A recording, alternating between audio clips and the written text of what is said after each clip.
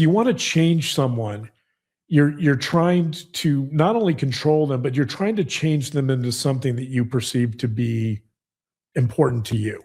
In other words, it becomes a projection. You're trying to change them into some image or version of yourself, oftentimes. Hello, Hidden Gems. We are back at the table, and we're going to try not to laugh because we good? You good? We were just giggling over something, and we're good. Yep. We're good. And I'm all laughed out. did you say that? No more SpongeBob today. Yeah. We look like we look like we're going to like a golf tournament or something. Neither of us golf, but I mean, that was my first thought. I don't know, but we do not plan our outfits, whether people believe that or not. We don't. We are talking today about The Crash, huge on Netflix, in the top 10 on Netflix. Wow. I just finished watching it today. Mm-hmm. It was Grayson who told us that we had to watch it. And this is like real-time reaction. I had heard about Mackenzie's case.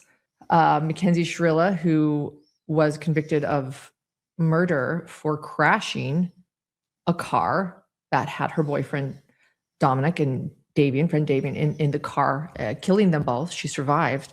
And how this crash ultimately ended up being shown to be on purpose. And she was convicted of murder. It was interesting because I had heard of this case, but I hadn't really delved into it, wondering actually how you could prove something like that when you have the witnesses both dead. So, whoa, for those of you that have watched it already, I'm sure you're saying that too, or for those that have followed it, we've got questions. I've got questions.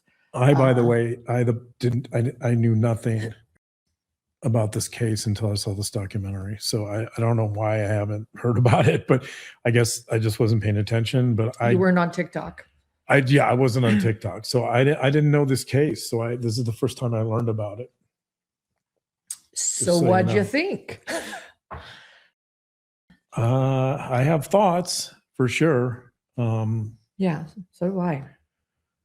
I think I want to start, as I usually do. I want to start with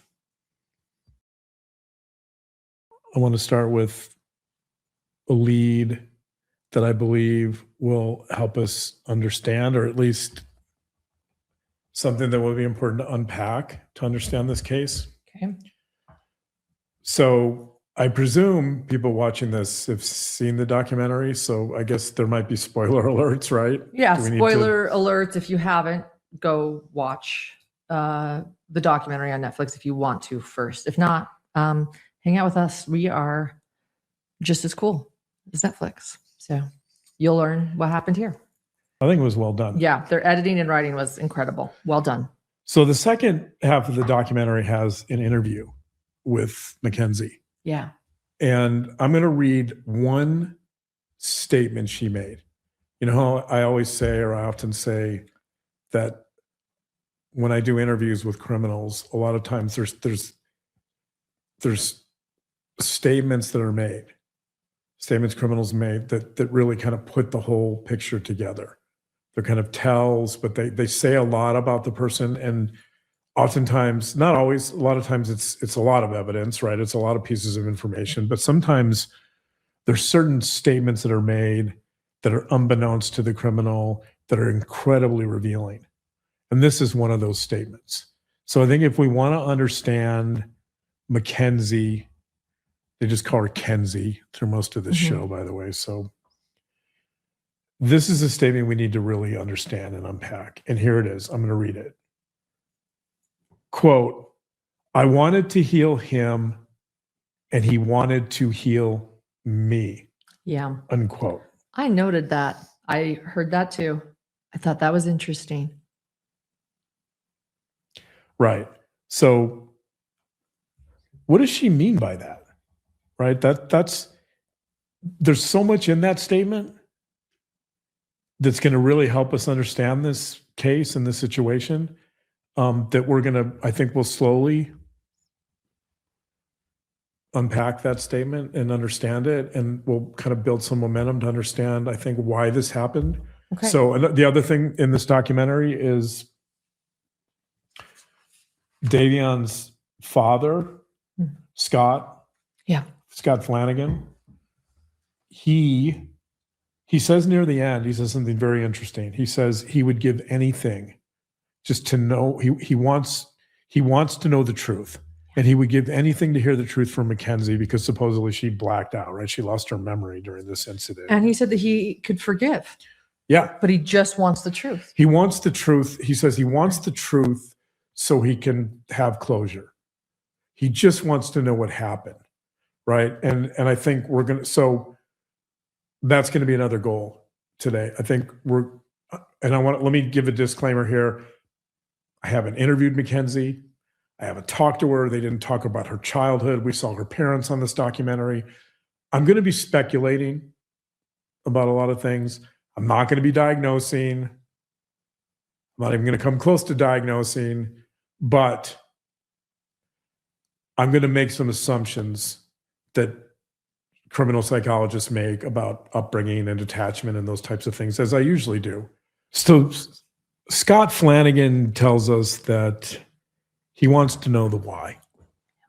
And it's so important to him because he feels like he can't get closure until he knows the why. And the problem with discerning the why in this case is that you have the perpetrator, the convicted murderer, who claims to have blacked out during the murders. So it's hard to know what the why is because the perpetrator is not going to tell us, or she's not going to tell us at least what she was thinking about prior to or during the actual crime. Yeah. Scott starts filling in this puzzle a little bit. He says at one point, when he's talking about the accident and Mackenzie, he says that, quote, she was volatile and angry and desperate. Right? That's interesting. That's a piece of this puzzle that's going to be important. Desperate is an interesting word. Right. Desperate. Mm-hmm. So I think that's how I want to start, is I want to start thinking about what is this idea of wanting to heal him and he wanted to heal her is really loaded. Yeah, it is. Well, it implies they're both broken, right? Well, yeah, exactly. So, I mean, you're jumping ahead here, but yeah, so let's think about it. So right, you're beginning from a place of deficit, right? You're beginning from healing means you're trying to heal something.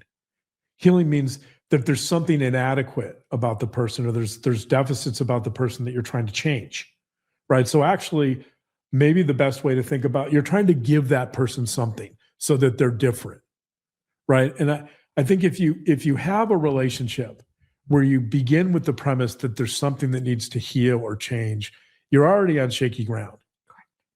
You're already in a position where you're already, to use Scott's term, you're already in a position where there's going to be volatility, because you're going to have this dance back and forth of, I need to heal you, no, you need to heal me, right? She claims that he wants to heal her too. Mm-hmm. That's somewhat disputable, I think, but that's what her claim is. I mean, it's possible, maybe he does. But I think behind one interesting way to think about this statement is, if you change the word heal, if we swap the word heal and put in the word change, right? Then now we're really approaching something more important. I think the word heal here actually means change. I want to change him and he wants to change me. But I think it's more there could be this element with Dominic, but I think she feels, I think for her, it's more perception. She feels like he wants to change her. Yeah.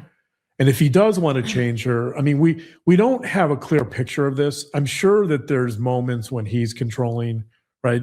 I'm sure there's moments when he's frustrated with her, but we don't see it in this documentary. We see him actually she's attacking him. She's asking to come into the house. She's raising her voice. She's yelling at him. She's demanding. She's calling him a little bitch, right? She's doing this repeatedly. And he's calm. He's just like, no, I'm not going to let you in. I'm not going to deal with this, right? He maintains his composure. So we don't have a big sample of these types of fights. So maybe there's times when he loses composure. That seems reasonable. But based on what we know and what we've seen, it does appear, at least in that particular instance, it does appear that he's much more composed. He doesn't seem as invested in changing her as she seems invested in changing him, or healing. Let's use the term healing. Right. From what we saw in the documentary, and it seems to be the case. Yeah. So in that sense, there's very much a sense here, I think, in which it's not just change, it's also control, right? If you want to change someone, you're trying to not only control them, but you're trying to change them into something that you perceive to be important to you. In other words, it becomes a projection. You're trying to change them into some image or version of yourself oftentimes. Yes. Well, she would say that. She would say he was a terrible communicator, so I'd get angry at him. Right. Because he had this deficit and it made me angry. Right. She was explaining, just to clarify that point, she was explaining that when they would argue because, quote, he didn't have good communication skills. That's what she said. Right. So something that she sees as a deficit in him that she needs to change. She's blaming him. Right. She's blaming him for their fights, essentially. So that was another moment. That was another interesting moment, I think, where she's saying that, exactly. She's saying he's the one who needs to change. I don't. Even though he thinks I do, I probably don't, because clearly he's the one who's deficient in communication and I'm not. So in some ways, this starts moving us, I think, towards some of the really important elements of this situation. This idea of healing, this idea of changing someone, this idea of, in some ways, making him her creation, making him like almost, if I think of that, this is he's her project, right? She wants to transform him into somebody who's compliant, somebody who's obedient, somebody who kind of, right? There's definitely this control element. And so I think that kind of brings me to, if we're going to look at this psychologically, and we can talk about specific issues as we go, but this idea of possession, right? Or even let's call it possessive attachment. That this idea of changing someone is very closely aligned with this idea of possessing someone. That she sees, if you see someone as an extension of yourself, which is often can be a function of narcissistic qualities, that you don't see that person as separate. You don't see that person as independent. You see them as an extension of yourself. And therefore, because they're an extension of yourself and they're connected to your self-image, you want to control them. You want to possess them so they don't do something that could embarrass you, or they don't do something like reject you, right? That could cause a lot of issues. That could cause a lot of abandon you. They could, right. It wouldn't be abandoning, but that's how it'd be perceived. Well, and that's the other part. So possession often goes with abandonment. I am absolutely one of those people who always has sunglasses on if I am outside, and always have them on hand. In the car, in my running stuff, in my purse, and as an official soccer mom. Because once you find a pair that actually stays put, it changes everything. We're teaming up with Gooder, makers of active eyewear for anyone. And I have genuinely been loving these for running because they do not slip or bounce around while I'm moving. I love how light they are in my purse too. I even wore them all weekend at my son's soccer tournament out in the desert heat, and they were perfect. Lightweight, comfortable, polarized, and I wasn't constantly adjusting them every 5 seconds. Honestly, they just look good too. There are so many fun styles and colors, but they still feel really functional for everyday life. Ready to upgrade your eyewear to something functional, fashionable, fun, and affordable? Head to gooder.com/hidden, goodr.com/hidden to claim $10 off your first order. That's Goodr, GOODR.com/hidden. So you've got, I think you have this possessiveness going on here, and you have this fear of abandonment.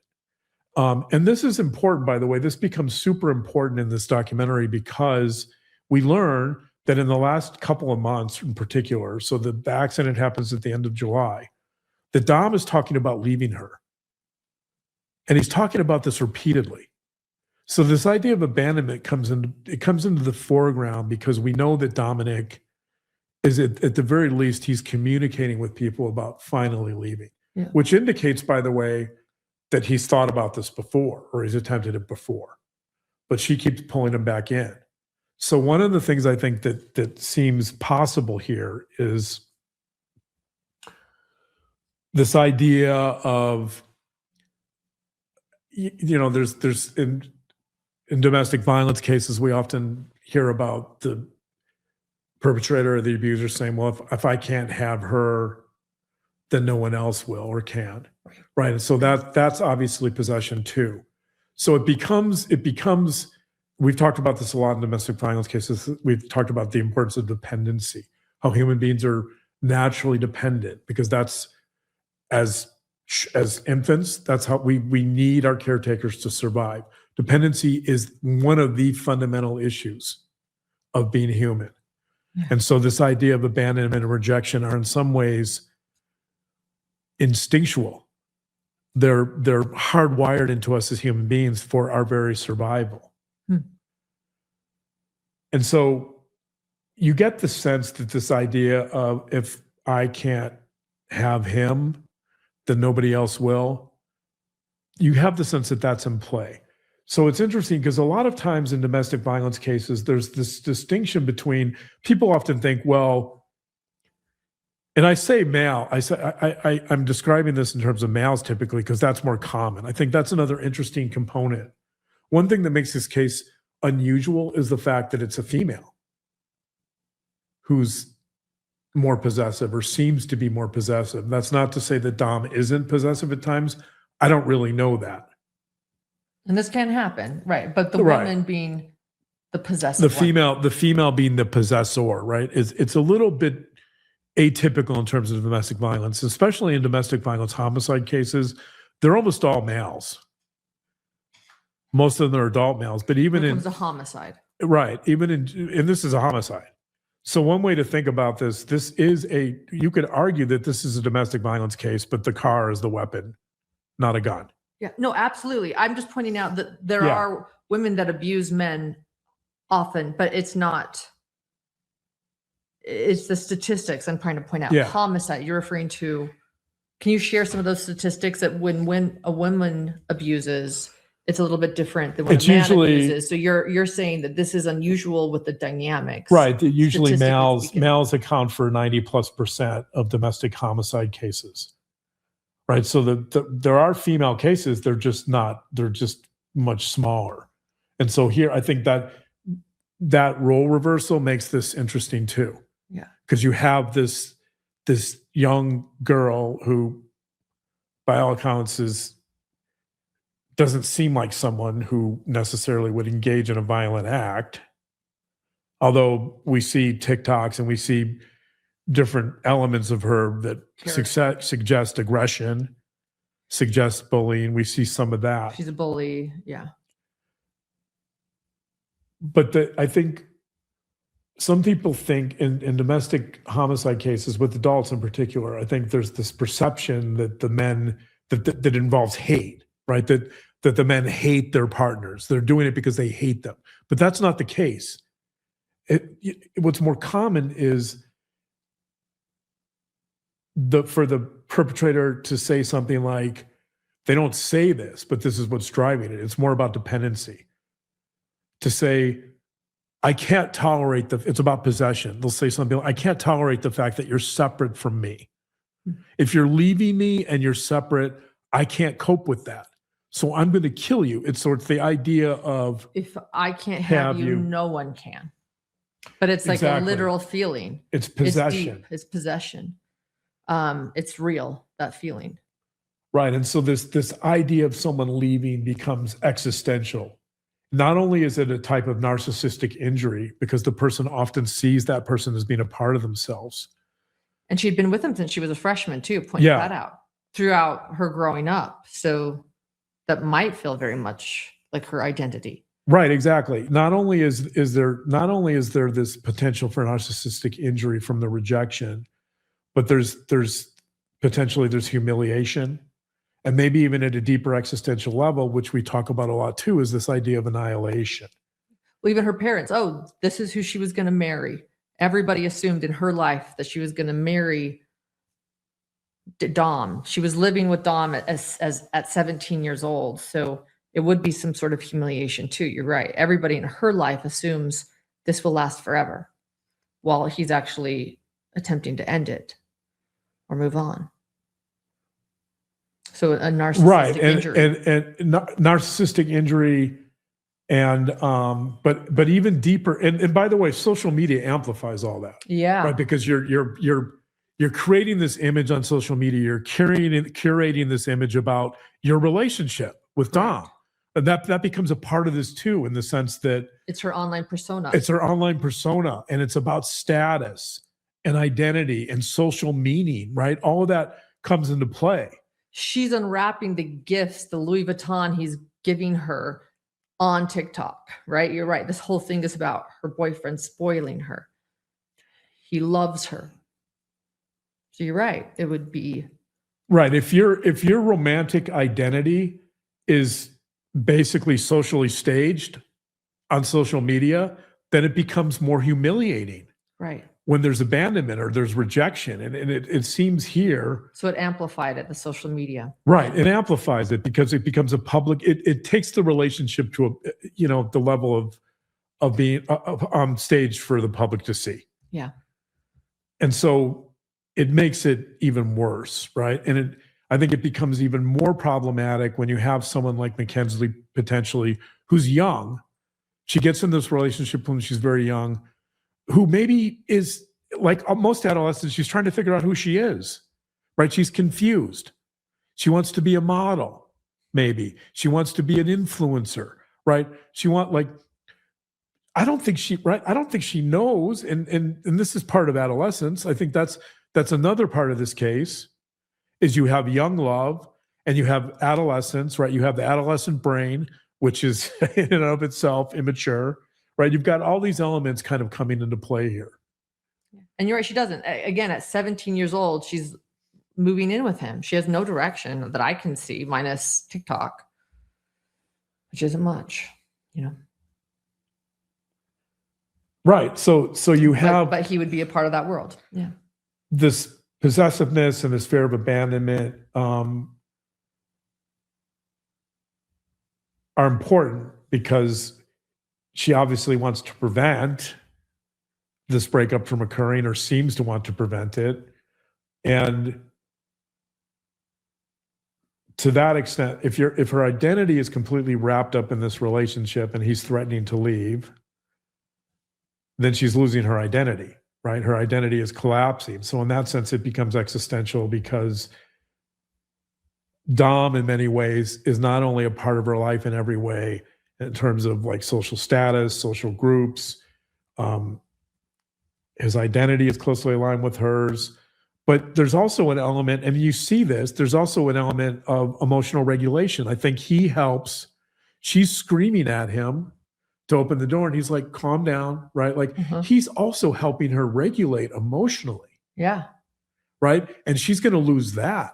She's going to lose potentially this calming influence, this person who I think is kind of a firewall in some sense, and kind of helps her find some element of peace, find some element of belonging, find some element of calm. And so you have these elements coming together to create this potential catastrophe, right? And young love, adolescence, right? Identity issues, social media. You've got like this perfect storm aligning. This young girl that's confused that's trying to figure out who she is, like most adolescents, who, as to quote Scott Flanagan, who's volatile and angry and desperate, right? You've got all of those elements here. So in that sense, you know, there's also, if we take it a step further, there's also this idea of what I would call all-consuming love. So this is this idea of, among adolescents, right, that this is maybe your first significant relationship. Absolutely. Since she was a freshman in high school. That's 14 years old. She doesn't know what it's like to be in another relationship. She doesn't know what it's like to, there's an intensity in this relationship too.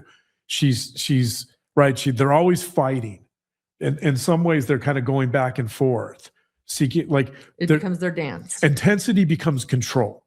The more she escalates, the more she forces him to back down to some degree. Yeah. Right. So you have this emotional intensity, and it becomes a part of their dance, but it also becomes all consuming. Right. And I think, so this is where I think of this case in a way, kind of like, of course, people that know me will know I'm going to pull on Shakespeare references, but this is like Romeo and Juliet to an extent, right? That's sort of forbidden love because the families don't allow it. The families here are apparently fine with it, but the intense passion. Right, exactly. The absolute all-consuming quality. This idea of, you're my everything, you're my identity, I can't live without you, and I'm willing to die for that. Right. That's where Romeo and Juliet come into play. Yes.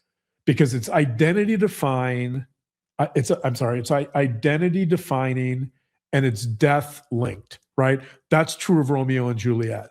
There's a lot of differences, but the commonality is with Romeo and Juliet, you have this fusion of love, identity, impulsivity, because they both commit suicide, and death.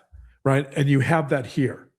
So you have these elements of kind of this destructive, all-consuming love, right? That's a feature, I think, of adolescence to some degree, as it is in Romeo and Juliet, and kind of let's call it immaturity. You know, the developing adolescent brain, the adolescent brain that's still developing the capacity to make decisions, and it's still forming the ability for executive functioning, right? There's a lot about the adolescent brain that's not going to function as well as the adult brain. Yeah. And it's not going to have, adolescent brain's not going to have, right, the life experience and the wisdom and the ways, the restraints. And that's not to say that a lot of adults don't have that. Certainly the criminals I work with don't have the ability to, you know, put any limits on their behaviors. But, you know, with adolescents in particular, I think you have you're more likely to be on the extremes, right? And so that's where Romeo and Juliet comes into play. There's more risk, right? You've got more intense emotions. You've got more instability with identity. You're trying to figure out who you are. You've got more peer pressure, more concerns with status. We see this on our social media, right? Like, how are her buddies going to take it? How's her social group going to take it, right? You have that. You have adolescents, generally speaking, not always, right? Like, but you have this, there's more of a struggle to plan the future. There's more, like I said, there's typically, not always, but there's less executive functioning. The brain's still developing, which means that the capacity to kind of plan and develop future plans is more difficult. So clearly, there's weaker impulse control, typically, not always.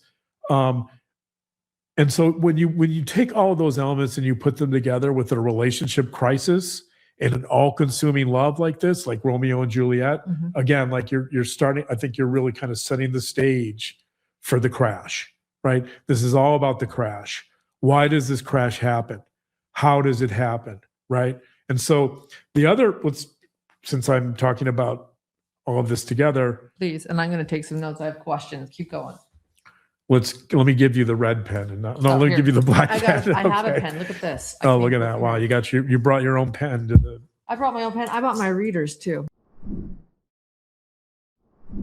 I am actually very picky about skincare because I don't want a huge, complicated routine. I just want products that make my skin look healthier and feel healthier and do the right thing for my skin. And that's what I've liked about OneSkin. Their products are rooted in real science, and both Dr. John and I use them now. We love science. He genuinely loves them too. The biggest thing I've noticed is just smoother, healthier looking skin without adding a bunch of extra steps into my routine.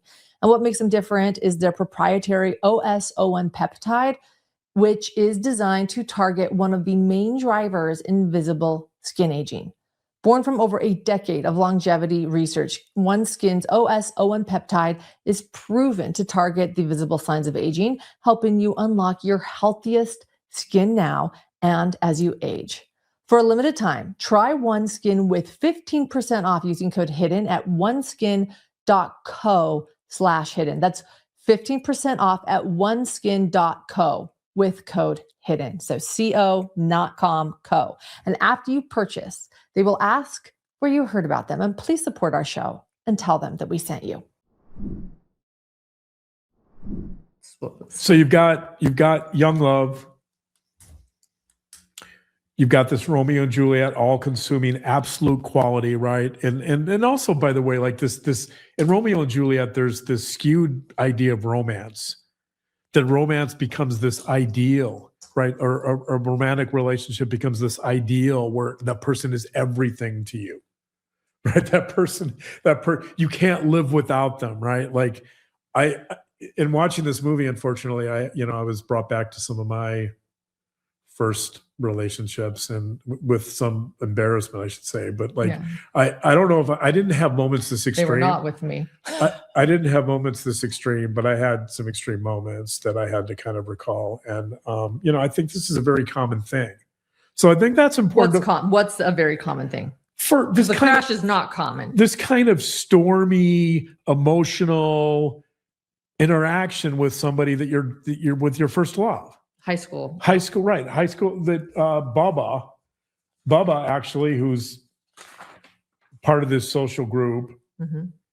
Bubba says it well. He says they had a stormy, immature relationship, as he says, quote, a high school relationship, right? I mean, he's kind of saying this is standard fare for can be. You don't have any relationship history. You're kind of testing the waters, right? But the difference is that a lot of teenagers, a lot of adolescents may think this way. They may have this kind of tumultuous quality in their relationships, right? But it doesn't lead to murder. That's what makes this atypical. Not only, obviously, do you have kind of, it seems like the female being more possessive, but she is the one who seems incapable of separating. And she's the one who apparently plans, at least to some degree. They show it's premeditated to some degree. She plans the murder, right? And so what makes this atypical is you get a lot of this type of, constant breakups, right? Everything you see here is not atypical, but it obviously the reason we're watching this documentary, it becomes atypical because it leads to the death, to the murders. It's terrible. Of two young people, right? And that's the tragedy. But Davian was a new friend. That was so bad during that moment. When the mother. Yeah, that was. So I want to bring up. So I've got this. When I was thinking about this case, I thought, okay, there's another reference here. When I talk about the possessiveness, I thought, again, if I'm thinking of Shakespeare, I think of Othello. So Othello sees love as possessive. Othello sees love as all-consuming. And in that sense, right, Othello sees Desdemona, who's his wife, as an extension of himself. And when he believes falsely that Desdemona has been unfaithful, he can't accept that. That threatens his very being. That threatens his very identity. That threatens his sense of masculinity. He can't handle it because Othello is this great warrior. So this loss, or this, in his mind, in Othello's mind, this fantasy of loss becomes unbearable to him. It becomes unbearable because it threatens his identity. It becomes a type of ego death. And you have that here too, I think. You have it at an adolescent level, but you have this idea that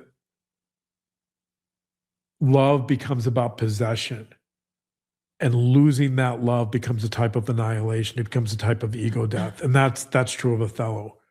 So when I thought about this case, I thought, in many ways, this is like Othello meets Romeo and Juliet, but in a car and all over social media, right? Like And TikTok. Yeah. And TikTok, right? Othello meets Romeo and Juliet on TikTok. Yeah. It's awful. If Othello was female too, right? Like and an adolescent. So I mean, it's so in some ways you already kind of have the narrative, like this has been written about, right? This is not uncommon.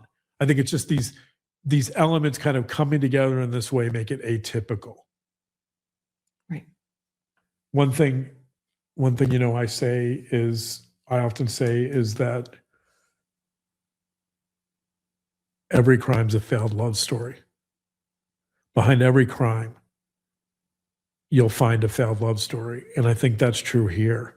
Now, I'm presenting this broadly. I haven't started to unpack kind of her family.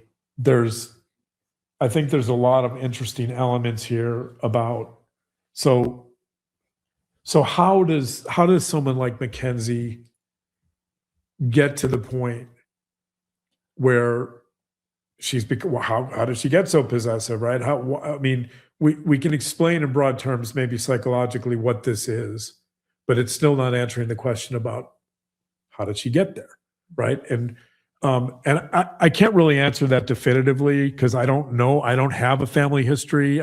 But we did see her family in this documentary, and one thing we learned about her family is that they talked about on the last day of school. Well, okay, let's back up. The prosecutor, Tim Troop. Tim Troop's great, by the way. He was fantastic. He was an interesting Tim tells us that she showed constant disrespect to teachers and fellow students, and she has this school record of incident after incident. They showed some of it, right? Most of the stuff seemed pretty minor, but apparently on the last day of school, she gets into trouble. We don't know why. They don't tell us what it is. And the parents come to school. He asks, "Did you do it?" And right, the father says, "Did you do it?" And she says, "No." And they're like, "We're good. We're out of here. Don't worry about it." They basically tell the principal, "Hey, we're cool. She didn't do it."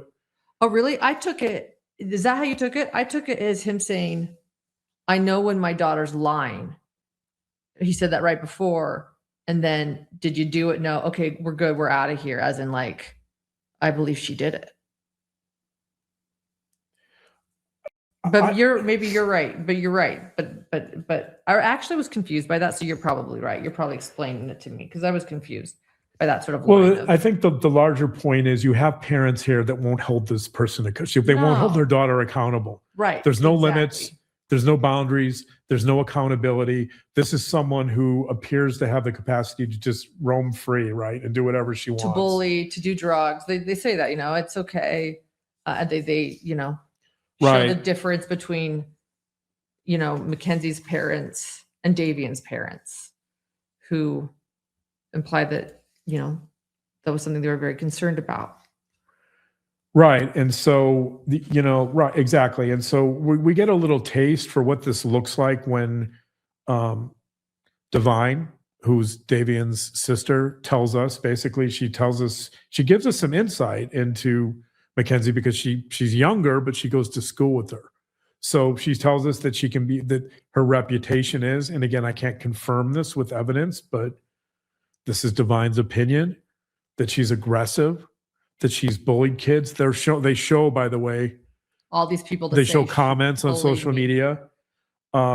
She told people to kill themselves. She talked, according to Divine, she talked poorly about a lot of other people. So she trash talked other classmates. It's not just according to Divine. They're showing other people writing on social media that these things were said. Yeah. And then this is the quote from Divine that I particularly like. I'm going to quote her here. She says, quote, "She would act of being high up and better than everyone else." So you have this combination of aggression and bullying, but also in Divine's mind that she's arrogant, right? Yeah. She sees herself as better than everyone else. And you just have the sense that this is someone who's entitled, right? There's a lot of entitlement here. There's a lot of insecurity. She's self-absorbed, right? She seems afraid in many ways. I mean, a lot of this is a cover, a screen for being fearful. A lot of this is a screen for being insecure. She's self-centered, right? She seems self-centered. And I think all this kind of comes out in her behavior and people's perceptions of her to some degree. Divine, I think, does a particularly good job of summarizing that. But again, let's get to the question of why, though. And like, we don't know exactly why, but we do know that she's got these parents that are very permissive. So it used to be that the parents like this, Mackenzie's parents would be called, the term used to be laissez-faire parents. That is parents who basically don't set limits. There's no accountability. They don't do anything. And actually Scott Flanagan, Davian's dad, brings this up too. He says, well, if she's in prison for 15 years and nobody holds her accountable, she's not going to learn a damn thing. Right. She's going to come out the same entitled, self-centered little brat, basically, is what he doesn't say that. He doesn't say that. He actually speaks a lot more. He's very reasonable. He's a very reasonable voice in this documentary. Yeah, he's amazing. Yeah. He did a great job. But let's talk about this idea of permissive parenting. Permissive parents, by the way, children that grow up with permissive parents tend not to do as well as kids that have parents that are a little stricter. And one of the reasons for that, I know that this is going to sound a little paradoxical, but one of the reasons for that is that children with no limits don't feel safe. Mm-hmm. Children with no limits have no container. So the term psychologist would sometimes use, and this is a term therapists in particular use, is we use the term that therapists often see themselves sometimes as acting as containers for a client's emotions, as a container for the things that the clients can't absorb themselves or that they can't constrain in themselves. It's the therapist's job to kind of take that on, right? To kind of teach them how to navigate those emotions and those behaviors. And that's true, by the way, for parenting. That if the parent has no capacity to contain the child's emotions or behaviors, and there's no limit setting, then the child will test the limits repeatedly to see how far the child can go. Because the child knows ultimately that if the parent isn't setting limits, the child in some ways feels fearful and unsafe because the parent is not, by not setting limits, the parent's sending the message, in some ways, I don't care about you. You can do whatever you want. You can roam free. You can break the law. You can go act out at school. And I'm not going to do anything because I don't really care. Right? It sends the message that you're not important enough for me to take a stand with you. That's one element. It goes beyond that. The other message is that I don't feel comfortable with my emotions, so I'm not going to try to help you contain yours. I'm not going to help you deal with your emotions because I can't, right? So just go crazy with your emotions, right? There's no figure it out. There's no containment. And so the problem with this lack of limits is without this type of restraints that limits that a parent would impose is you get a self, potentially. You get a self that's going to be it's going to test the boundaries more. They're going to be more insecure because they don't know where the limits are, right? There's going to be more insecurity. There's going to be probably more issues around self-esteem. There's probably going to be a greater sense of inadequacy, again, because there's no boundaries, not even around homework, right? Like, I don't have any expectation. The parent who doesn't set limits says, I don't have any expectations for you. So you figure it out on your own. Children need help with expectations. They need help with, right? The term, another term psychologists sometimes use is mirroring. A healthy parent will mirror back emotions, will mirror back perceptions, will mirror back sometimes appropriate behaviors. All of that is an attempt to enforce some moral code with the child. Yeah. If you're not setting limits, you're not developing or help that child develop a moral code, right? And so, and again, I'm talking in general terms here. I'm not talking, I don't know specifically what happened in this family, but you can see enough to see, and Scott Flanagan sees it, that you have a child that's out of control. Yeah, he didn't want his child hanging out with her. I actually thought he had some really good advice, by the way, too, for his child, Davian. He realized that Davian had been injured in football and he was depressed and he was out of sports and he had met new friends. And he said, Davian, like, who your friends are is what your future is. Yeah, I'm going to quote him actually, because I have never heard that term. You know, I've been doing this a while and I've never heard that term, but I love his term. Here's what he said, quote, this is from Scott, quote, show me your friends and I'll show you your future. Right. He was very concerned that his son was hanging out with Mackenzie. Right. That he was very concerned that Davian's friends were a reflection of a change in his life that was for the worse. Yeah. That Davian was playing football. He got injured. He became depressed. He didn't see, I think he wanted to maybe attend college and play football. And that dream was taken from him. And then he started hanging out with people that Scott didn't necessarily approve of. Yeah. Right. He didn't approve of the constant marijuana and the experimental Right. drugs. Whereas Mackenzie's parents said, she'll figure it out. You know, it's well, fine. and Mackenzie's parents say when the issue of marijuana comes up, Mackenzie's parents are like, so what? It's better than alcohol. Right. It's better than like, and again, like this is, Mackenzie seems to me a child that because there's no limits in that home, Mackenzie's going to test the boundaries every possible way she can. Yeah. She's getting on social media. I was just surprised alone that she was living with her boyfriend at 17. That was surprising. In the same hometown, it wasn't, that he was moving away, thus she was going to go with him, right? It was. There's so many areas here, though, right? Not just, again, yes, you're right. Living with a boyfriend at such an early age is unusual. What about getting on social media? Maybe her parents didn't know this, but getting on social media and smoking marijuana quite publicly all over the place. All the time. I presume, I don't know Ohio, but I presume in Ohio it's probably not legal. Maybe it is. Maybe I don't know, but probably not for minors. Well, and she said that. She said on TikTok that she gave the minors that showed up to her parties illegal stuff, Parents aren't setting boundaries around that.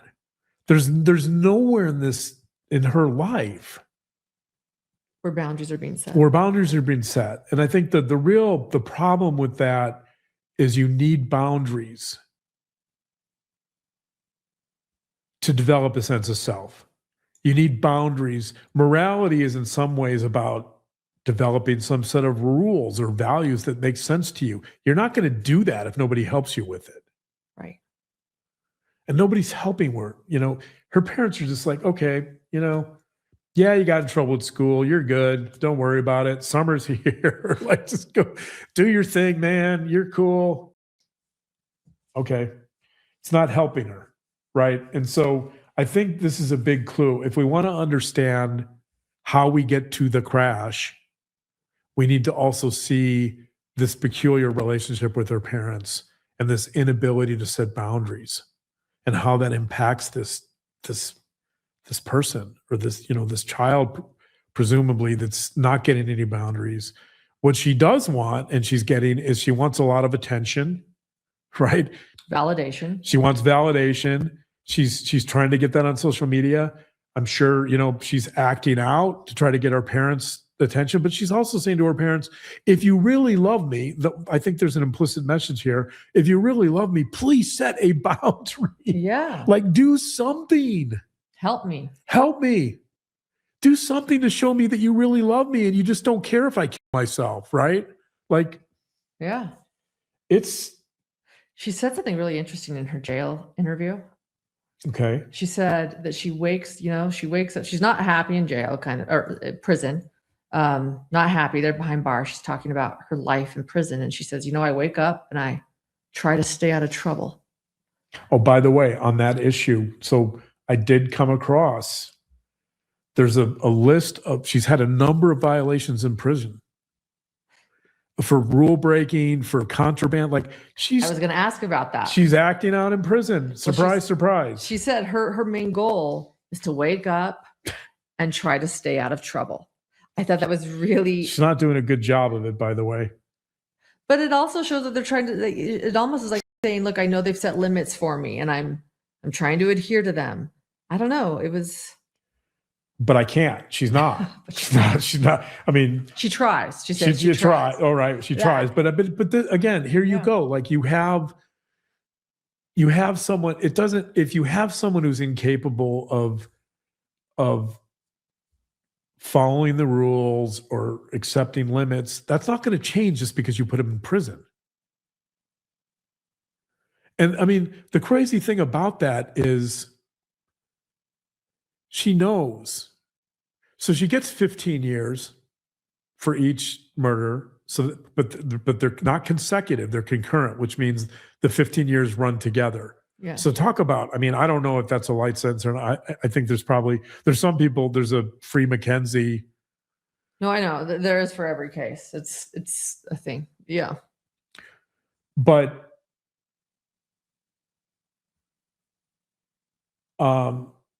she knows that if she's a model inmate, she'll get good time, which means that her prison sentence will reduce. So in theory, 15 years could be half of that. Right? But here's she acting out. Like she can't even, I mean, think about that. She's in her 20s. She could technically get out like by the time she's 30. I know. And if she's never held responsible and her parents always believe she's innocent, then you're right. What does she learn? She never apologizes. She doesn't feel remorse.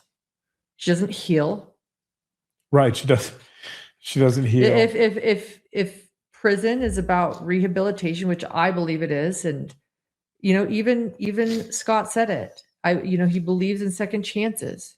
He's so reasonable. He believes in forgiveness. I know. But in order to get there, he's saying, I need to know what happened. I need to see the remorse. I need to feel it from you. I want to see change. How does she get there if nobody holds her accountable? Right. And her statement. Oh, I was that edited or was that her whole statement? That was terrible. It was terrible. Let me read that, by the way. So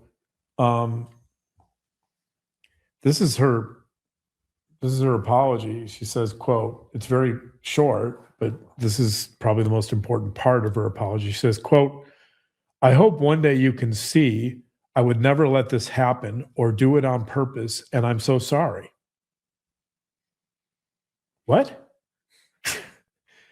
I hope one day you can see. Who's you, first of all? Yeah, all the people in the courtroom. Yeah, one day you can see. Yeah. I hope one day you can see. When she said, I'm like, the victim's parents? Is she telling that to the press? Like, I think she's telling the victim's parents. The family of the victims. I would never let this happen. Well, you did let it happen, and it was premeditated, so that's false. Or do it on purpose. You seemingly did it on purpose. Number two. And I'm so sorry. Well, her sorry for what? Yeah. So sorry for what? If you would not do this, and she'll also always say, it's not in my character. I'm not a monster. She's always saying, I'm not this person. I'm not a murderer. Right. I know. Which also just of a denial of what she's capable of. Right. On that denial issue. So here's one thing she says during the interview. She doesn't say this in court, but she says this in her jailhouse her prison interview. She says, quote, I was a driver of a tragedy, but I'm not a murderer. Think about the wording. I was a driver of a tragedy. Like, you caused it. That means you caused the tragedy. Right. She didn't say I caused this. I created this. What she says, I was a driver. That there's she's saying it from third person. In other words, she's trying to create distance. Like, I am this is all, I was just as much part of this tragedy too. and I was the driver, and there's a I was a tragedy. driver of I a didn't- tragedy. I'd cause this in no way. I was a driver. Like, she's saying that as an observer. Yeah. Talk about denial, right? That we've talked about our last show. We talked a little bit about Ted Bundy. When Ted Bundy was asked to talk about his crimes, he couldn't. But when he talked about it in the third person, he could, right? When he created distance, she's kind of doing that here, Same thing. right? She's distancing herself from this crime by saying, well, there was a driver. Yeah, and that driver could have been me. I guess I was a driver, right? But like, what? Like, you clearly were the driver. Like, just say you did it. Yeah. Yeah. She can't even say she did it. But so she's saying, I was a driver of a tragedy, but I'm not a murderer. She said before that, I'm not saying I'm innocent. Well, yeah. You are actually. I mean, yeah, right. You are saying you're innocent. If you're just the driver of a tragedy, you're saying you're innocent of everything. Well, and then at the end, she's got the lawyer in the room, and she just makes this. They make this huge point about saying there's no lack of intent. She said, "Quote: I want to make sure that I'm big on no intent. There was no intent there whatsoever. I have excessive amounts of remorse. This was not intentional, and I will prove that." Unquote. Well, she still stands by her innocence. Let's look at this issue of intent, right? She slams into the wall 100 miles per hour. There's no attempt whatsoever to brake. And clearly that's someone who's trying to harm someone. Because the natural instinct of a human being, almost any human being that wants to survive that's in an accident is going to be to put on the brake to some degree, even if it's just a moment before the collision, before Right. impact. You're going to slam on the brake probably in an attempt to save yourself. I know. I was actually going to ask you this. So do you think that she was self-harming too? Or do you think, because they also said it didn't hit her as much? Well, that they didn't talk about that in the documentary, but it was obvious that the way it seemed like she Did turn turned to hit the side of the car that they were on. Right. Because her side of the car was not as damaged. Yeah, she survived. Do I think that she was trying to self-harm? That's a really interesting question. I think the Clearly a little bit, because yeah, she knew. she couldn't control. If you're going to hit a wall at 100 miles per hour, even if you turn, you can't control the outcome. Right. Right? Like, the outcome of that could be that she dies. goes along with them. Exactly. And so in that sense, you'd have to say yes. I think there's definitely An impulsive. right. Exactly. The way I see this going down is maybe they were fighting at this party. Mhm. Who knows over what? My guess is Dom is probably, first of all, why are they leaving that party at 5? Right. Something's going on at that party. Right. Why go at 5? Why leave the party at 5:30 a.m.? So they're leaving this party for no apparent reason. They could be asleep on the couch or the floor. Mhm. But something's going on where they're leaving. So this is my guess. There's probably some conflict at this party between Dom and Kenzie. Davion, who lived with them, she's close to them. Davion's probably been in the middle of this, right? He's probably like the middleman. Right. He's probably the He just wants to go home and get a shower. well, but no, think about, like, he feels responsible for maintaining that relationship. He's probably It could be that Dom wanted him to go too. Could have been Dom just bro, come with me. You know what I mean? Don't leave me alone with her. I think he's sort of the middleman trying to mend fences in that relationship. He lived with them for a while. Like, he knows what their relationship is like. He knows it's stormy. I think he's trying to keep them together. Dom could have done that, but here's what I think. There's conflict. They're fighting. Dom's probably finally at the point where he's like, I'm over this, right? Yeah. He wants to break up with her. She knows this. Mhm. Davion gets word of this. He wants to go with them because he thinks he can help mend it. He ends up with them because, to the bitter end, he wants to help them. Think about that. he's trying to pacify them. He's trying to calm them. He's probably trying to negotiate their conflict. He seems like that type of person, by the way. He does. So he ends up in this car because he's trying to help. And so they get in the car. Again, I don't know. This is just my take, right? I'm just speculating here. She's going slow at first. She's going slow at first. They're fighting. Dom and Kenzie are in the front. They're fighting. Davion's in the back. He's trying to help. He's sensing the tension. They're escalating. At this point, things are uncertain. I think at some point, Dom's like, it's over, right? Davion is trying to intervene probably. At some point, and this is where it becomes confusing, right? Is this entirely impulsive? Is it partly impulsive? I think Kenzie has planned this to some degree. There's some evidence apparently that she's driven this route before. Right. She's thought about this.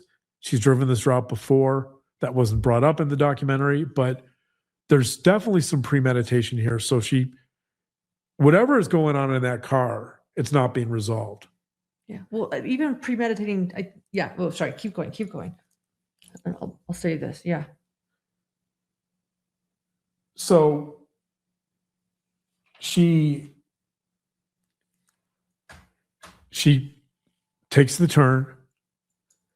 At some point, she makes a clear decision. She makes a hard decision to punch the accelerator and to carry out this plan. And when she does that, as the parents, as we all saw the video, like finding that video, by the way, was just crazy, heartbreaking. Like, It's so sad. but it's like this bullet, right? It's this Davion's rocket. Mother threw up after. Yeah. It's this rocket that just goes into this wall at 100 miles an hour with no braking, no attempt to stop it. And so my guess is that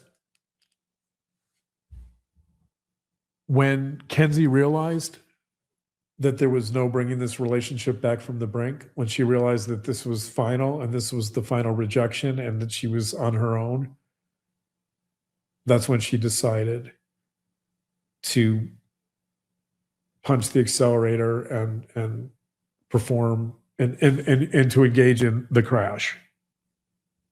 Yeah. Another, thought that she had been thinking about it for a while is texting. That felt like such a Darva move, texting Dominic's mother, and saying, we learned that at the end, that she had texted Dominic's mother and said that, he was driving erratically 2 weeks before the crash. Yeah. That actually felt really manipulative to me because she had been called out for driving erratically. And so bit of a Darva move. But that also makes me think she'd been thinking about it. So I think you do have elements of impulsivity here, but clearly the intent was to carry this act out. And in terms of whether this is self-harm, you'd have to think that at some level she can't control the outcome here, right? So yes, there's certainly that possibility. I think she doesn't fully want that to happen, but if it happens, she's prepared for it. And calling herself a driver of a tragedy. I think that's what she wanted in the end, for it to be a tragedy, for these deaths to bring attention, for it to be heartbreaking and a tragedy rather than, a violent ending of two people's lives or whatever, or three people in the end. But, right. Even the end is a show. Right. It's a curated stage, Romeo and Juliet. Yeah. Right. Like if she's going to tragedy, if she's going to go out, she's going to go out as a heartbreaking, a heartbreaking young teenager who did it for love. Right. I'm the driver of a tragedy. right? The driver of a tragedy, right? Exactly. That She's curating what this is. she would get attention for this horrendous crash. She knew that it did get attention. Yeah. You know, one of the more peculiar parts of this documentary, by the way, is a couple days after this horrible accident, this horrible crash. No, I shouldn't say accident. It wasn't an accident. This horrible murder. A social media or some company reaches out to her and says, can we use this picture of you? I know. And she's like, oh my God, I can't believe you guys reached out to me. That's fantastic. Like, then you wonder, okay, right. Did she do this for attention so that she can become an influencer? Right. Like, was she sees it at this point, she sees herself as heroic. Media. Yeah. That's the issue. At this point, a couple of days after the crash, she's portraying herself as the hero that survived this horrible accident, right? Like, we don't know what's happened at this point, but social media companies are reaching out to her and saying, hey, can we use these pictures? Can you be a model for, right? Her dream is starting to come true. And so you wonder, like, was part of this deliberate in the sense that she did want this attention so that she could become this major influencer, right? Like, yeah, that part really affected me because I was in a severe car accident, as you know, when I was a senior in high school. Yeah. Where my dear friend was in the hospital for months and almost died. And I was walking the next day. I didn't want to see anyone for weeks. I didn't do anything. I was just by my friend's side in the hospital. Well, that was also and it was so traumatic. Right, exactly. And that, by the way, was also one of Scott Flanagan's points about the Halloween videos. Like, really, you're gonna be dressed up. You're gonna portray yourself as corpses. When your potential future spouse was just killed in this accident. Like, at the very least, you should probably be respectful and mourn, right? I mean, I don't know what there's no particularly normal course of mourning, but there's no particular course of mourning, but mourning. It's mourning. Well, mourning, and it's heavy, you know. And also this idea, this issue of losing her memory. Yeah, let's talk about that too. My friend, for example, in the hospital, she doesn't completely remember the crash. I do. But she remembers all the way up to the moment. You think she'd remember why she was escalating? Is it possible that there's some dissociative component to this? Sure, it's traumatic. But there's no, as far as we know, there's no head injury, right? Like, it's debatable. I think, isn't it? I don't think people believe it. Like, yeah, my friend was unconscious. She never. Right. Yeah. There's a difference. She wasn't. Yeah. She was injured. She had some physical injuries, right? She had some serious injuries. Very serious. But as far as we know, her brain wasn't traumatized. And again, that's not to say that during the incident, during the crash, that there wasn't some dissociative element that maybe she passed out or blacked out. I don't know. I mean, it seems to me if there was that element, they would have used that in her defense, and they didn't. Just like, and also the fact that they go to this medical emergency argument about her having POTS that caused a blackout. Like, they didn't bring in an expert. No, they didn't. They didn't examine her for that. They didn't. If they thought that was completely relevant, they would have brought it into her defense. Well, how about somebody else diagnosing her except for her mother? I didn't even see a single medical record, because it goes from her mother saying, "I've always thought she had POTS," to then saying she was diagnosed in 2017. Let's see the diagnosis. Where's the doctor that diagnosed her? Why are you having the mother diagnose her if there really is a diagnosis? But maybe they're, I don't know. It's too convenient, right? To argue that, I mean, again, is it possible that she lost some memory? Sure. But on the other hand, like, is it believable that she lost every bit of her memory from that night, from the party, all of it, right? And I mean, without any brain trauma that we know of, without a brain injury, I don't know. Yeah. Seems a little dubious. I had questions.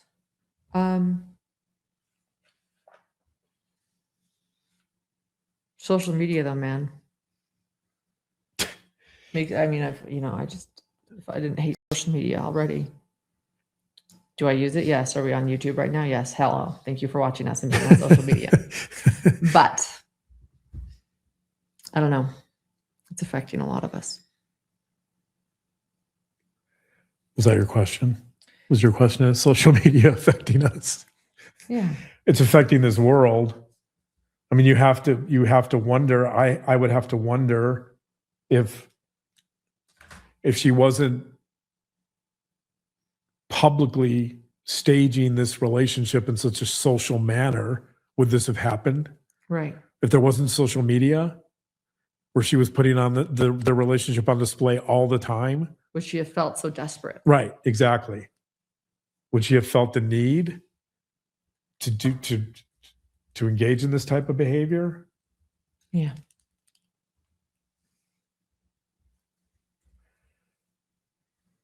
What about her friend too? Can I just talk about her friend who says, yeah, we met by, on Instagram first. That's how they met. I thought she was cute. She thought I was cute. I was a model. She wanted to be a model like me. You're talking about Rosie? Rosie. And then Rosie wouldn't talk to police. That was a great edit, by the way, when he said, wow, I would love to talk to Rosie. You talked to her? I'd love to know what she said. So she'll talk to the documentary crew, but she won't help in the investigation. I know, right. She's like, put me on camera. For Netflix. Right? Put me on camera, make me a star on Netflix, but I'm not going to talk to law enforcement because I could hurt my friend. Just a lot of lack of self-awareness from a lot of these people, I guess you could say. Right. And clearly not only defensive, but clearly stonewalling law enforcement to assist Mackenzie. Right. It's so obvious, right? Mm-hmm. She doesn't come off as particularly credible, by the way. No. So you had some questions? No, but I want to listen to these 2 jailhouse calls, these newly released jailhouse calls. These were recorded. One of them's undated. The other was the day before the verdict. Mm-hmm. And I haven't listened yet. I've just heard that they are between Mackenzie and her mother. So let's listen together. Okay. I like how they try to make it enjoyable there. I don't want to enjoy life there, but it's just sad. I don't know. No, that's a rehabilitative. See, that's how jail is supposed to rehabilitate people. But I don't need to be rehabilitated. I don't need that. You. I know you don't. I feel I want to live off the grid. And I'm just been thinking about how I'm just gonna be old when I get out of jail, and I don't know, I'm not gonna be able to have kids or a family and shit what? that. Stop that. Stop that. No, because I'm gonna have to ask Danny if she can have hold my baby for me and eat healthy for me. Kenzie, you're living way. Just stop, baby. Don't go there. I know it's hard not to. But just wait, okay? We'll see. Because they're just trying to fuck me. I'm just scared they're gonna be like, you have the death penalty or you're going to life for 40 years. I know. Well, let us fight. Let us do what we're doing, okay? Just living right now. This is the day before the verdict. So she's in the trial. Okay, I got to tell you one more thing. What? It was published in England. What? Yes. It's world news? I think the Daily Mail just publishes it in all their publications, but yeah, the UK. It's on the Daily Mail? In UK. Maybe Kim Kardashian will reach out herself. That's what I'm saying. I'm hoping. That Kim Kardashian one was particularly interesting because it was the mother egging her on. She goes, yeah, that's what I'm saying. That's what I'm saying. Also, just this fantasy about a celebrity stepping in and rescuing her somehow, right? Like, I mean, the combination of attention seeking and self-importance. That's what I got, was the self-importance, to think that Kim Kardashian is gonna read because it's in the Daily Mail and get involved. Just the self-importance, the grandiosity there. Right, exactly. Like it's crazy. I mean, the fantasy too of a celebrity picking her out, right, from any other criminal or any particular crime, and deciding somehow that she's going to intervene on her behalf, or right? I don't know. And not, not some altruistic Kim Kardashian too, of all the people. Yeah, Yeah. it's right. So I think it speaks to a lot of what we've talked about in terms of that sense of entitlement, right? That attention-seeking quality, the self-importance, being self-absorbed, all of those elements that we've discussed. What was that? I mean, the rehabilitation thing was terrible. I don't need to be rehabilitated. But what was that? I'm going to live off the grid, and then I'm not going to have kids. And Well, let's talk about the rehabilitation component first, because again, it speaks to this idea that they brought home in the documentary, that she doesn't have empathy, she doesn't have remorse, she didn't think she did anything wrong, there was no intent, right? Like, you don't need to be rehabilitated if you don't believe you did anything wrong. I don't think there's any question. I mean, even if you say this is involuntary manslaughter, you'd still expect some remorse. This is somebody she wanted to marry. I know. Well, I think she really did miss him in those times where she was crying. That was a question I had for you. In those times she was crying and they filmed her, I do think she's missing him, but it's selfish. I miss that he's not by my side. Right, that he's not a prop Yeah. in her social media, right? Healing her. Yeah. Yeah. But no, I know that's Mackenzie Shirilla right there, and her mother. And going back to her mother. Right, exactly. And not only not doing anything wrong, right, not needing rehabilitation, but just this idea that there's this very, I have talked about this, about this idea of solipsism, right, philosophically, that you're the only one who exists in your world. Moral solipsism is basically this idea that your pain, your self's pain, is the only reality that matters. I've thought a lot about solipsism since you taught me about it. Yeah, that's fascinating to me. And so the victims here, right, the Flanagans. Well, And- according to her mother, Davian Flanagan, he was the new friend. It's hard for her to even connect to his pain at all, is what I heard from that. But the point is that only your pain matters. That the other person's lives, their families, their futures, their very identities, they vanish. They don't mean anything to you. There's no empathy.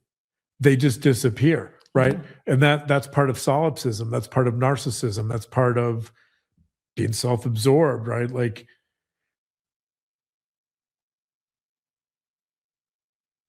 that all of it, that Kim Kardashian's going to come to her rescue, that she doesn't need to be rehabilitated, that she's done nothing wrong, that she can't acknowledge the fact that she's created so much pain and disruption to these other families and these other lives. None of that seems to matter to her. The Halloween stuff, right? The insensitivity of the Halloween stuff, getting requests to be an influencer several days after the accident. which negates context, right? It negates the context of you just murdered 2 people. And even if you didn't murder them, even if it was completely impulsive in an accident, 2 people just died. Yeah. And again, like, I don't know, one of the philosophical issues here, I think, is if there's a question here about adolescence and the role adolescence plays in it, the answer is yes, it does. There is an adolescent influence on this crime. Okay. Right. Not feeling like she can live without her first love. Well, not just the things we talked about, the all-consuming nature of the relationship, kind of the adolescent brain being immature, right? The impulsivity of the adolescent brain, which isn't helped, by the way, by all our substance abuse. No. You have this tension, you have this philosophical tension between what I would call developmental mitigation, right? Which is in some ways like giving her a break because she's an adolescent, right? The adolescent elements of this, the extremity of being an adolescent, and moral accountability. And those are different in terms of, one way to think of it is that what the demands of the law demands moral accountability. Mm-hmm. But psychologically, you might be able to excuse, or philosophically, you might be able to excuse more of the behavior as developmentally related, as related to adolescence, right? And so those two are going to clash. If we acknowledge that a 17-year-old is less developmentally, has more developmental issues than a fully formed adult, right? How much are we willing to excuse that? How much of this behavior are we willing to excuse because of that? Yeah. But from a legal standpoint, though, the law does not treat her. The law acknowledges she's an adolescent, but on the other hand, she's not a robot, right? She's not an automaton. She can still make decisions. Mm-hmm. She can still act. She can still harm people. She can still do drugs. She can still show up on social media and present this image of herself. And ultimately, she can destroy lives, right? So, Right. Which she did. So I think the hard question here is, how much should any of that matter? How much should the adolescent part matter versus the fact that she's committed basically an irreversible, destructive act?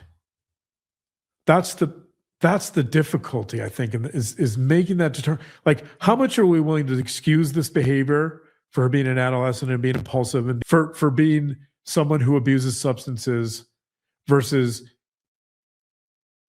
engaging in a crime that leads to irreversible consequences for 2 families who will never see their kids again.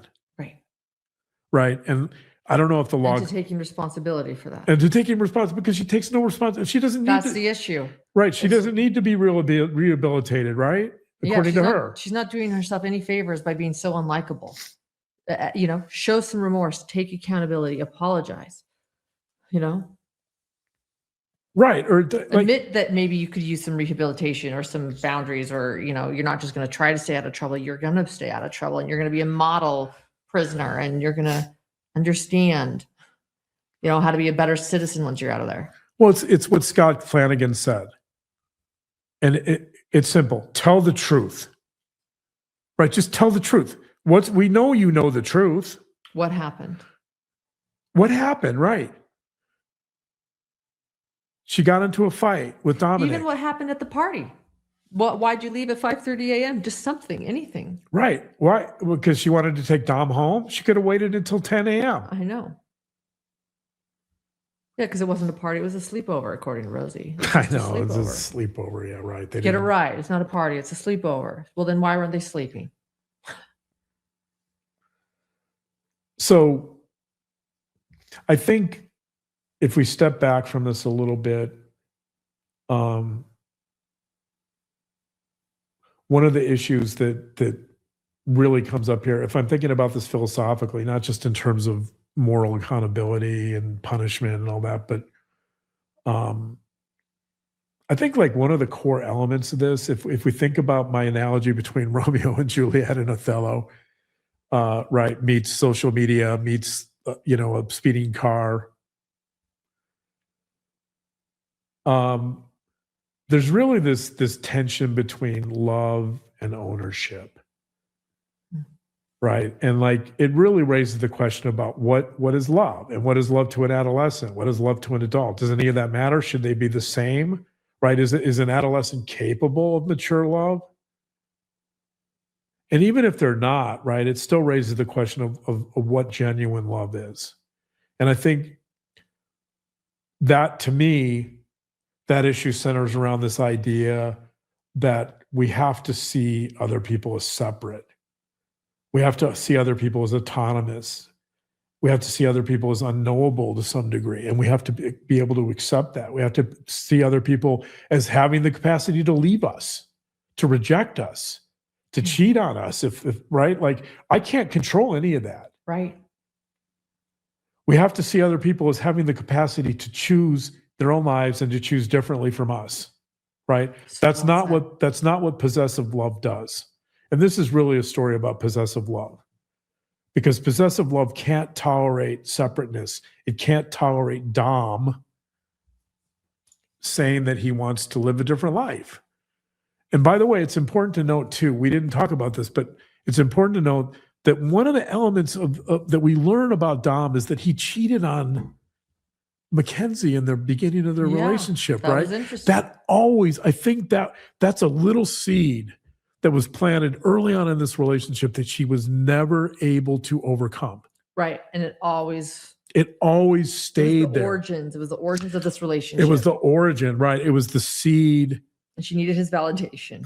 It was the seed, I think, that really sort of, it was the seed, I think, that really contaminated this love. It was the seed, I think, it was the seed that really became contaminated by possessiveness and anger, right? And fear to some degree, fear of humiliation, that maybe he was going to cheat again, right? I don't think she ever got past that. Oh, I don't think so either. I think that's why she actually always needed his validation. She, as you point out, like she couldn't handle it. She couldn't handle it, and it was rejection to her from the very beginning. Right, exactly. And I don't know what Dom did, but she by staying with him, right? Like Dom said that a few times in this documentary, that just get over it, right? I mean, he didn't say it exactly like that, but the point is, like, why did you continue? Yeah, it was almost like she held him hostage because of that too.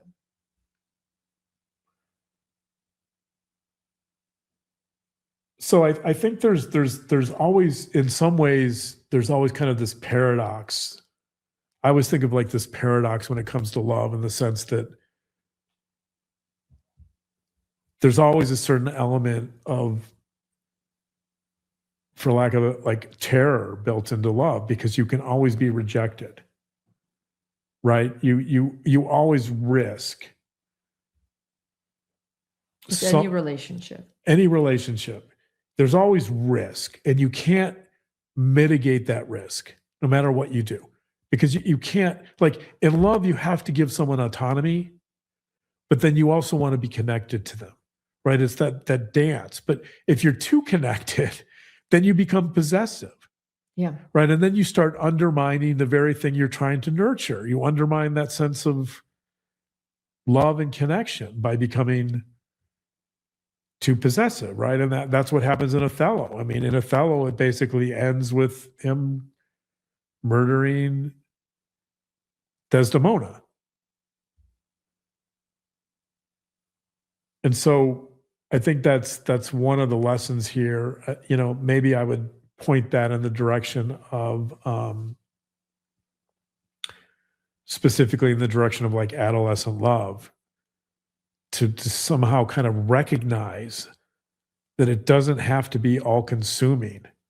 It doesn't have to be life defining. It doesn't have to, right? It can be more, it can be potentially, it can be used as a growth experience. If someone can see that other person as someone that can, that's free and can make their own choices, and they can contribute to their life that way as well. Yeah. On that topic, by the way, I just read this book called Love's Labor. It's a great book. It's by I love Stephen Gross. Stephen Gross. He wrote The Examined Life, which is a brilliant book. I love that book. But this is specifically about his interactions with couples and love. This is a recent book he wrote. Can't wait to read it. Does he say, put your readers on He says, for a good love story? So this, I think this is going to speak to this issue I just talked about with this distinction between love and ownership, right? That love never involves ownership, right? He talks about the distinction between, he calls it surrender. There's a distinction between surrendering and submitting. He says, quote, and he learned this in his own analysis, by the way. So he was seeing a psychoanalyst when he was training, because that's required of most people when they're training to be psychoanalysts. But this is from page 6. He says, quote, it became clear to me that there is a vital distinction to be made between surrendering to something or someone and submitting to it. This distinction is something that could have saved me some suffering if I'd considered it sooner. To surrender is to let go, to experience a release. When two people surrender to each other, they feel alive, empowered, accepted. They feel love. Submission or submissiveness is different. It too begins with a longing to be loved, and yet submitting to another person leaves us feeling like we've fallen under their control. Submission is transactional. I'll give you what you want. Be what you want. In return, you will love me. Because this deal is unrealized, it's doomed. And submission is usually accompanied by feelings of resignation or depression. Yeah. And what you have here with Mackenzie is submission. Yeah. In the sense that she's trying to get Dom to submit to her will. That's possessive love. Surrender is a choice. Surrender is recognizing someone else's autonomy. It's recognizing their complexity, right? It's recognizing who they are and their needs and acknowledging that and giving them freedom and space to become who they are, or to become, right? It's allowing for growth. And so in that sense, I often associate surrender with being vulnerable, right? That you just, because if you can't be vulnerable to some degree, then you can't open yourself up to growth. And Mackenzie, from what I can tell from this documentary and from her calls in prison, she lacks any capacity for vulnerability. She can't even be vulnerable when she's giving her apology, her statement to the judge. No, I know. She can't be vulnerable She anywhere. can't be vulnerable in the Netflix documentary. She actually says some things and goes, did I do okay? I want to emphasize this. She can't. It was actually interesting watching her in the interview. She was so different than TikTok Mackenzie, but it still wasn't authentic and it still wasn't vulnerable. I hope one day, this is her apology, I hope one day you can see I would never let this happen or do it on purpose. But you did let it happen. And you did do it on purpose. Like there's absolutely no, and this is true, by the way, this is true of the criminal mind in general, is that there's, the reason why many criminals engage in violence is because they're trying to transform any sense of weakness and vulnerability into strength. Mm-hmm. They try to operate from a position of strength and power and not vulnerability. And you see that equation here. That's interesting. You see that equation here quite clearly. So a criminal, instead of being vulnerable, they're trying to be strong and Yeah. essentially break the law. Right. It's what I always call the fundamental theorem of crime, Yeah. which is it's the transformation from vulnerability to strength, from weakness to strength through violence, through aggression, through bullying, through a crash. Yeah. But I think if I'm looking for kind of a deeper underlying takeaway from this, this is really a story about love. This is a love story of sorts, right? And I think the lesson to be learned is surrender is more powerful than submission. So well said. So well said. You're going full librarian look on me right now. I love it. You're surrendering with your librarian look. Yes. Right. Thank you. I appreciate that.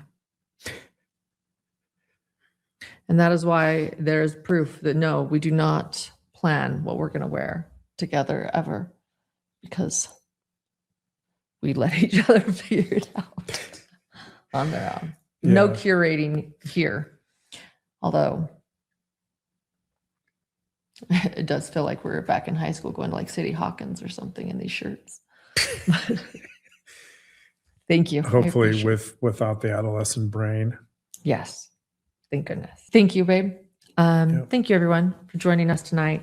And I, like Scott Flanagan, hope that she does process what this was, does show remorse, does share with the victims' families what happened, and that perhaps she can have some rehabilitation and a second chance. I thought that was very, very graceful, what Scott said, that he can forgive, but this is what he needs. So let's see. Let's see. I hope she can get so there. hopefully in our own little way, hopefully maybe we assisted in answering the question about the why. I don't know if Scott's going to see this, but probably not. But just in general, maybe for our viewers, that Scott wants to know the why. There's no I don't have a definitive answer, but this is my contribution to that. Thank you. Appreciate it. We'll see you guys. Okay. Good night.